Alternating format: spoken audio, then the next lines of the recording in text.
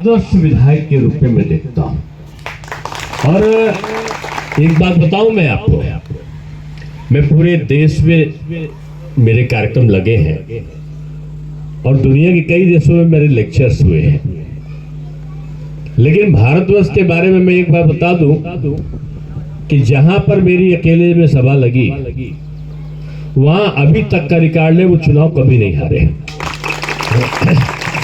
पहली चीज मैं कह के जा रहा हूं, आपका प्यार और स्नेह देखकर कि कमल पटेल जी पिछले से कई गुना ज्यादा वोटों से इस बार जीतेंगे और रेहट गांव का अब तक का सबसे बड़ा रिकॉर्ड बीजेपी के लिए जीत का बनेगा। क्यों कह रहा हूं?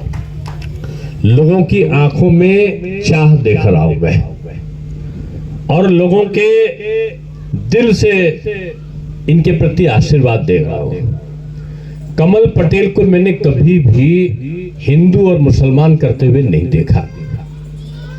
इनके कई दोस्त ऐसे हैं जो मुस्लिम हैं और कई जगह पर इन्होंने मध्य प्रदेश के कई जिलों में काम किया जो मुस्लिम बाहुल क्षेत्र थे, क्योंकि इनमें जाति पात और जाति धर्म नहीं है। ये मोदी जी का जो नारा है, सबका साथ सबका विकास और सबके लिए प्रयास। सबके लिए प्रयास क्या चीज? राशन दिया गया होगा, आपके में भी राशन मिला होगा, हमारे उत्तर में मिला ना? तो क्या राशन जब मिला तो किसी की जाति पूछ कर दिया गया? किसी का धर्म पूछ कर दिया गया? तुम हिंदू हो तो मिलेगा, मुसलमान हो तो नहीं मिलेगा? ऐसा नहीं हुआ। मकान मिले तो सबको, सभी जाति धर्मों के लोगों को मिले। शौचालय बना तो सभी जाति और धर्म के लोगों को बना। बीजेपी और कांग्रेस में यही अंतर है। उन्होंने क्या किया? जब चुनाव आया तो चुनाव के पहले दिग्गी राजा निकल गए और किसी बड़े धर्म गुरु के पास में चले गए, कहीं जाकिर नायक साहब के पास चले गए, फलाने के पास चले गए और कोई ऐसी बात बोल दी कि सबने कहा अरे ये तो बहुत अच्छा है, बहुत अच्छा है, इसको इसी को वोट दे दो। ये कभी भी मुसलमान को आगे बढ़ने नहीं देते। आज भी कांग्रेस का शासन 60 साल से ऊपर रहा है और इस शासन काल में पूरे देश में सबसे गरीब कोई है तो वो मुस्लिम जात का लोग है। क्यों? क्योंकि कांग्रेस ने कभी इनको पढ़ने लिखने नहीं दिया। इनके बच्चे पढ़ जाएंगे तो कांग्रेस को वोट नहीं देंगे। ये इनके बच्चों के हाथ में ये डंडा और पत्थर के बजाय अगर कलम आ गया तो ये मोदी जी के अलावा किसी और को पसंद नहीं करेंगे। ये कांग्रेस इसलिए हमेशा से इनको अनपढ़ रखना चाहती थी। बीजेपी ने पहली बार क्या किया कि मुसलमान का बच्चा भी आईएएस अधिकारी बने, मुसलमान का बच्चा भी इंजीनियर और डॉक्टर बने। इसने पूरे देश में मोदी जी ने मदरसों का मॉडर्नाइजेशन, आधुनिकीकरण, एक हाथ में पवित्र कुरान और एक हाथ में कंप्यूटर हो। जो कोर्स है एनसीईआरटी का कोर्स, यानी अपनी मजहबी शिक्षा को पढ़ते पढ़ते आप भी अंग्रेजी और अंग्रेजी को, विज्ञान को, गणित को पढ़ो। क्यों? क्योंकि मदरसे के सर्टिफिकेट से ना तो पासपोर्ट बन सकता है, न ही गवर्नमेंट में नौकरी बढ़ सकती। इसलिए इन लोगों ने जानकर आधुनिक शिक्षा नहीं पढ़ाई थी मदरसों में। पहली बार प्रधानमंत्री ने पूरे देश में ये काम किया। मैं इसलिए कह रहा हूं कि उन्होंने दर्दोजी के काम वालों के लिए एक अलग से सर्किट बनाया, एक अलग से संकुल बनाया। उन्होंने तमाम प्रकार की छात्रवृत्तियां मुस्लिम बच्चों को पढ़ने के लिए अलग से दी और यही नहीं, तमाम प्रकार की कोचिंग उनके बच्चों को मुफ्त में मिले। ये सारे प्रयास सरकार ने किए। इसलिए किए कि मुसलमान के बच्चे में तकनीक बहुत होती है, सोचने की शक्ति बहुत होती है, जिधर लगा दो उधर वो काम करेगा। इसलिए कांग्रेस इनको नकारात्मक लगाने की कोशिश करा, बीजेपी ने उनको पढ़ाकर सकारात्मक तरफ लगाने की कोशिश किया। हमने वोट की राजनीति नहीं करी। आपने भी नहीं देखा होगा कमल पटेल कभी आके कोई तुष्टिकरण करते हो। हम गए श्रद्धा के साथ में गए, ये नहीं है कि हम झूठी जब चुनाव है तो हम टोपी लगा ले और जब चुनाव निकल जाए तो सबसे बड़े दुश्मन हमारे वही बन जाए। नहीं, एक गरीब का बच्चा है, चाहे जिस जाति और धर्म का है, वो हमारे लिए सर्वप्रथम है।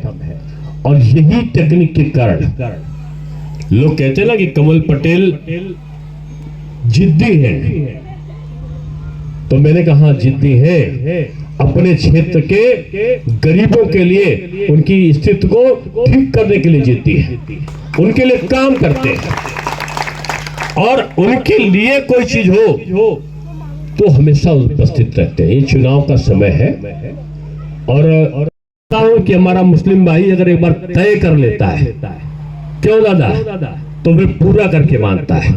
इसलिए आज आपने तय कर लिया है और आप इसको पूरा करके मानेंगे, ऐसा मुझे आप सबसे विश्वास है।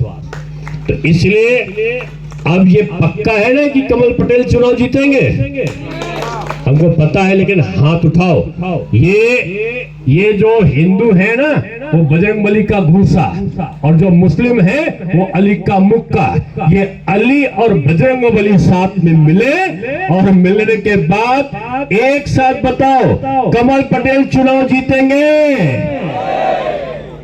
कितने से जीतेंगे? भारी मतों से।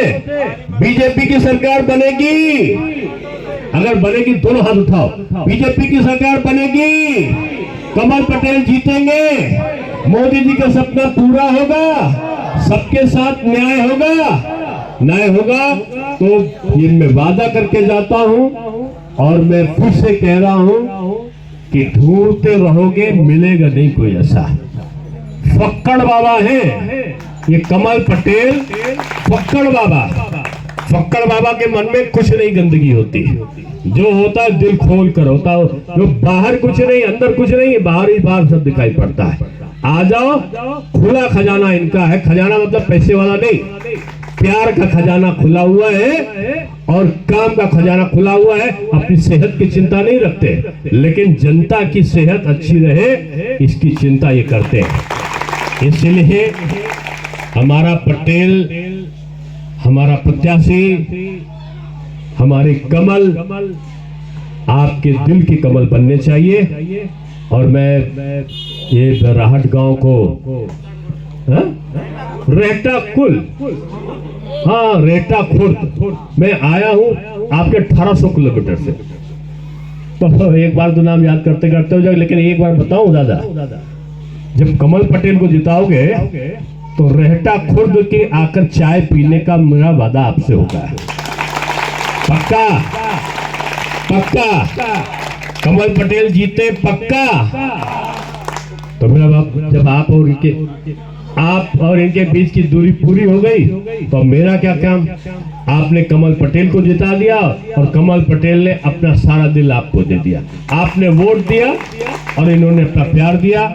बहुत बहुत धन्यवाद और आपका आभार कि आपने मुझे बुलाया, मुझे बहुत अच्छा लगा। मैं बहुत बड़ी सभा संबोधित करके आया हूँ, लेकिन आज इस जगह के लोगों की सभा देखकर मैं विश्वास से कह सकता हूं कि आज रात भर कांग्रेसियों को नींद नहीं आएगी, ये निश्चित मान लो।